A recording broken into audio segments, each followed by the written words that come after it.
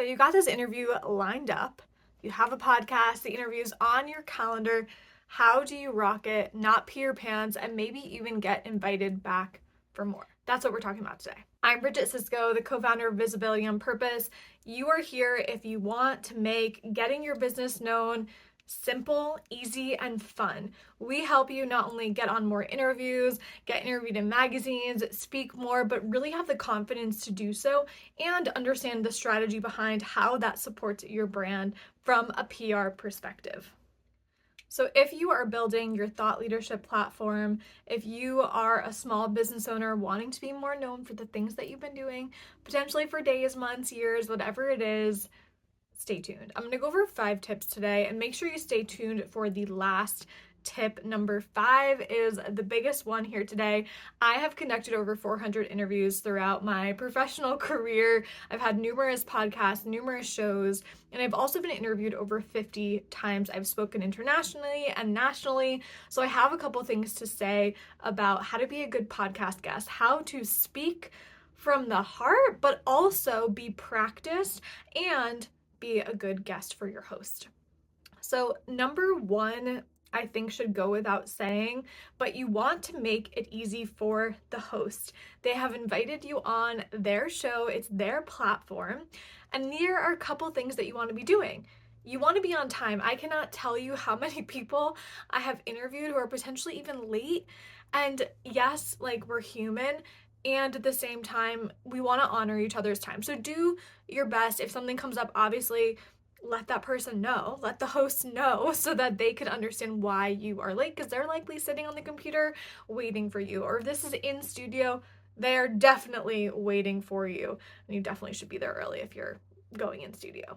Other things that you can do to make the host job easy. Usually when the host is producing the show, they might be doing it themselves, or they might have a production team behind them, right? Like a podcast manager or someone who's doing their editing, their formatting, whatever it looks like. To make it easy for them, they're likely going to ask you for a couple of things before you even get onto that show. Things like a headshot, things like a bio, because they want to be able to introduce you or at least add it to the description link in that actual podcast episode after the episode airs, right? They also want to know things like, what are your website links? What are your socials? That way they can easily tag those. And you have to remember that actually helps you too. So we always recommend at Visibility on Purpose, and like, this is exactly what we do in Pitch Party, our Visibility Mastermind. We recommend you have a folder with all of your PR interview assets. It's going to have a bio. It's going to have links to your headshots. It can be a Google folder, like, we don't need to go crazy here. It's going to have freebie links, because usually when you're getting onto a show, they might not even ask, like, hey, like, is there something you want to promote or something we can give our audience or a coupon code? Have those easily and readily available. That way, if it's not just you actually pitching yourself to the show, it's, say, a team member, it's all in one place. So have your assets all together and make it easy for that show host. Share these assets with the show host. Number 2, when it comes to actually speaking on a podcast, this is what I always recommend to people. You want to be well practiced and well knowledgeable about the questions you're going to be answering. Depending on the show, you might have been able to provide that host with a list of questions, but sometimes that's not going to be the case. So you need to make sure that you listen to a couple of their episodes, like, get a feel for what they talk about, how they ask questions, what is the cadence of their questions. Sometimes a show will ask the same format of questions like every single time for consistency. Sometimes the last 5 minutes are going to be like a fire round, and it is going to be all these like chop questions. So do your research on that show, especially if you're nervous to be interviewed. Now, again, it should go without saying, but if you're going to be on someone's podcast about a specific topic, which usually is the case if you're a business owner or a thought leader or some sort of expert, that is your expertise, right? So it should be easy to talk about. And at the same time, we totally understand that you can be nervous and anxious. So don't worry, like, leave those fears at the door.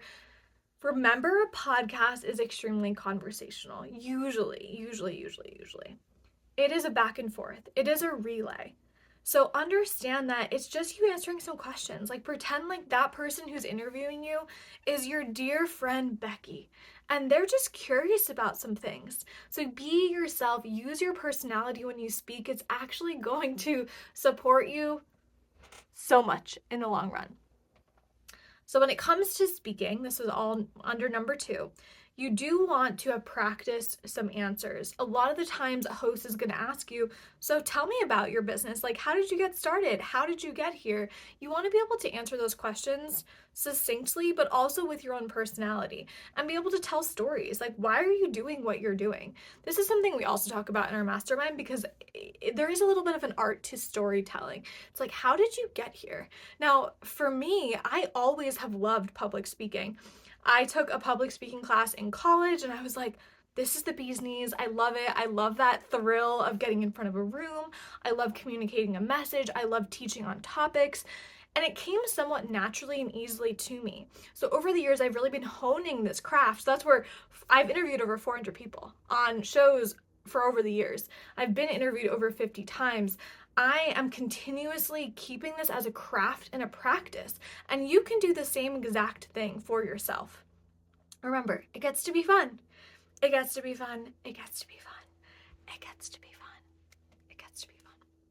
So if you've never been interviewed before, have a friend ask you some questions so that you can start to develop, like, what is my story? How did I get into this work? And we want to remember to not go on a 30-minute tangent about our story. I could sit here and tell you everything from my health history, my upbringing, my first jobs, my second jobs, my leaving corporate, me becoming a yoga teacher. Like, I could sit here and we could spend a lot of time talking about that.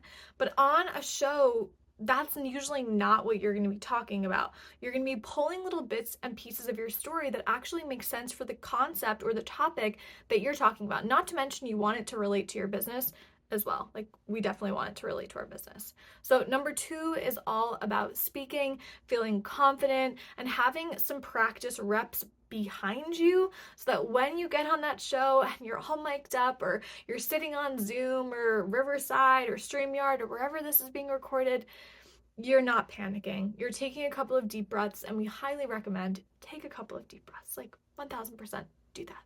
Number 3, now we somewhat touched upon this in number 2, but infusing your personality into a podcast interview is going to take it to the next level. I have interviewed some people who I know have not been interviewed very much, and they were super monotone. It was such a boring conversation. I was bored. And there have been some episodes I have not released for that exact reason. So bringing your personality to the table is super important. And as a small business owner, as an entrepreneur, as a startup founder, like, your personality is also what sets you apart. Your story, your personality, your way of, like, moving and grooving through the world. So if you like to laugh, if you like to crack a little joke, like, be yourself. And I know that sounds very cliche in some ways, but you have to understand that, like, that's going to come through not only to the interviewer but also to whoever is listening. And remember that people buy from people. I truly believe this. People buy from people at the end of the day. So especially service-based, right? So if they listen to you on a podcast and they're like, wow, I'd love to have coffee or tea with them, I'd love to sit down and chat with them, that's going to take you so much further than, like, you being monotone, you trying to be super professional and, like, putting on this act. But that's not actually how you show up in life or business. Like, no need for a facade. Be yourself. I know it's cliche, but be yourself. Number 4. Now, this one is for when the show comes out. From a, not only from a PR perspective, but from the host's perspective, we are also hoping that you're going to share this show with your audience. Why? Okay, it's one thing to be on someone else's platform. OPA, we talk about this all the time here at Visibility on Purpose. We talk about this all the time in our mastermind. We talk about it all the time on the Visibility Era podcast. But OPA is a huge deal. You getting in front of someone else's audience is crucial. It's amazing. It's fun. And at the same time, you sharing your publicity wins with your own audience is what can move the needle for you and your own audience, right? Because what happens when, you go to your email list, you share on LinkedIn, you share on Instagram, hey, I was interviewed talking about X, Y, and Z. Like, here's what we chatted about. It was such a great conversation. Here's the link to go listen. Someone who's been sitting watching what you've been doing for months, potentially even years, goes and listens to that episode and they go, wow, like I really like what they're up to. I need a holistic health coach. I'm going to start working with them. And that's a way that you can convert your own audience to, maybe warm to a hot lead. So you sharing the show is crucial. Now, my business partner, Lydia, you've seen her here on the channel. She has a PR agency as well. And it is very frustrating to her when her own clients don't even share their press wins, because she knows the power of sharing it with your own audience too. And that's a big piece of the puzzle. Now, as the podcast host, if you are coming on the platform, it's not, of course, required to share the show, but I'm going to be so grateful if we can celebrate your episode coming out together, right? Think about when Bridgerton comes out. You better bet, what's her face? Who plays, gosh, I forgot her name. I don't know. Okay, you better bet those actors and actresses are sharing that Bridgerton just came out. It's not just the production company who's doing that or the local news stations, like it's the actors and actresses themselves.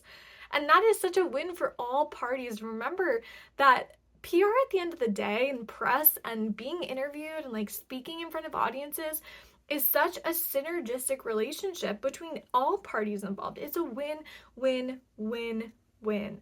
So share the show. And guess what? For Visibility Era, the podcast, we've had over 65 episodes. For my old podcast, She Builds Empires, I think we were at like 180. There's a lot of episodes there. I still remember the people who didn't share that episode. Because I'm like, damn, we had such a great talk. Why wouldn't you share with your audience? Like, come on. So make it easy. Share the audience. Share the podcast episode with your audience. Thank the host. These things are going to take you far. Trust me. Trust me. Trust me. And last but not least, number 5, the one you've been waiting for, the one that you've continued listening to this video because of. I wish that someone had talked about this when I first started interviewing and being interviewed. When you're really one-on-one with someone who has a massive platform, right? Whether it's, maybe it's not massive, whether it's 20 people that listen to their show or 5,000 people listen to their show. They can be an influential person, and you have the ability to be in direct conversation with them. This is such a win. Network with the show host. And what I want you to do, this is my little piece of advice, is to see how you can support them too, right? The podcast host is kind of doing you a favor. You're on their show. You're sharing as part of their work and their show and their audience. Ask that podcast host, hey, like, what can I do for you? What are you working on? How can we support each other? Who can I connect you with? That is a very strong position to be in. Not only is that podcast host always going to remember that, but they're going to remember that you have more of that go-giver mentality. You're not just here for the taking. You're here for true connection. And I promise you that that's going to take you way, way, way, way, way further than just leaving after the show ends. Okay, bye. See you later.